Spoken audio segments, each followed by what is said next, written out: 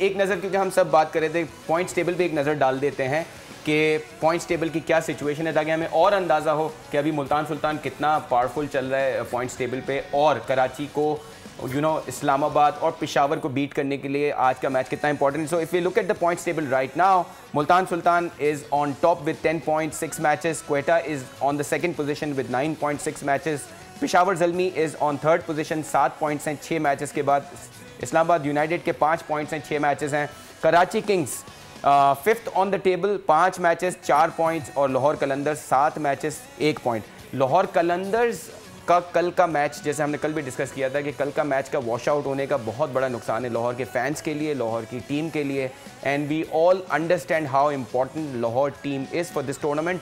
लेकिन हारून भाई, जिस तरह का उनका ट्रैक रिकॉर्ड है, they can still spoil some of the parties. वो इस्लामाबाद और पेशावर को अगर हराएंगे तो कराची का चांस बनेगा। डेफिनेटली आई थिंक बहुत डिसअपॉइंट किया लाहौर की टीम ने। लाहौर की टीम बहुत अच्छी थी, जिसको अच्छा करना चाहिए था, डिफेंडिंग चैंपियन भी थे, लेकिन सम और दी अदर क्लिक नहीं कर सके एज ए टीम। ना उनकी बॉलिंग ने कोई कारनामा दिखाया, ना उनकी बैटिंग ने कोई खास, क्योंकि उनके जो की प्लेयर्स थे वही परफॉर्म नहीं कर सके। बिल्कुल ऐसे ही फ़खर जमान परफॉर्म नहीं कर सके। इवन अगर देखा जाए बॉलिंग में आपके जो उनके पास वो अनफिट हो गए, हारिस रऊफ, जमान खान अच्छा आपको डिलीवर नहीं कर सके। ठीक है, पैचेस में शाहीन शाह ने अच्छी बॉलिंग की, लेकिन मुझे सिर्फ उनका इशू ये था कि उनके पास जो बैकअप बॉलर्स हैं ना, जिसमें स्पिनर्स आते हैं, वो इस क्वालिटी के नहीं थे कि वो किसी भी टीम को रिप्लेस कर दें या मैच जिता सकें। फवाद भाई, कराची पे आते हैं, उन्होंने हमेशा बहुत सारी चॉपिंग एंड चेंजिंग की है। कुछ प्लेयर्स उनके साथ, जैसे शोएब मलिक हैं, काफ़ी अरसे से रहे हैं, लेकिन उनका अगर आप कोचिंग स्टाफ देखें वो भी चेंज होता है। अभी उनके कोचिंग स्टाफ में फिल सिमंस हैं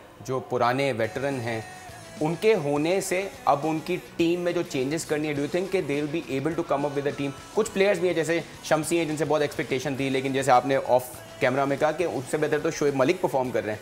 so do you think they will be able to come up with the right plan to cope up Multan Sultan today? देखिए, प्रॉब्लम सारी ये आ रही है कि जो सर्कल में 6 ओवर में रन होने चाहिए ना, वो स्टार्ट भी नहीं कराची को मिल पा रहा। पिछला मैच कराची खुशकिस्मती वो रही कि कैच छूटा, फिर अनवर अली ने आखिर में आके रन कर दिए और मैच अच्छा भी हो गया। कॉम्बिनेशन जो है ना, अगर आप पहले 5 मैचेस में नहीं बनाते ना, और फिर आप स्ट्रगल कर रहे होते हैं कि टॉप 4 में जगह बनाए, तो वो आपके लिए और मुश्किल होता है। फिर आप पोलार्ड है इस वक्त, जैसे वो चला गया, उसका रिप्लेसमेंट पोलार्ड जैसा नहीं है।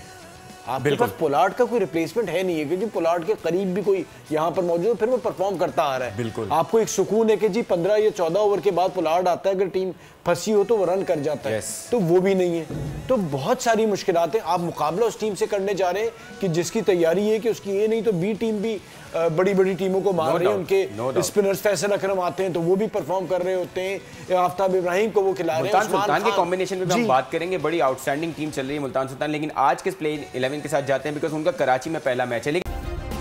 सब्सक्राइब करें और बेल दबाएं ताकि कोई खबर रह न जाए।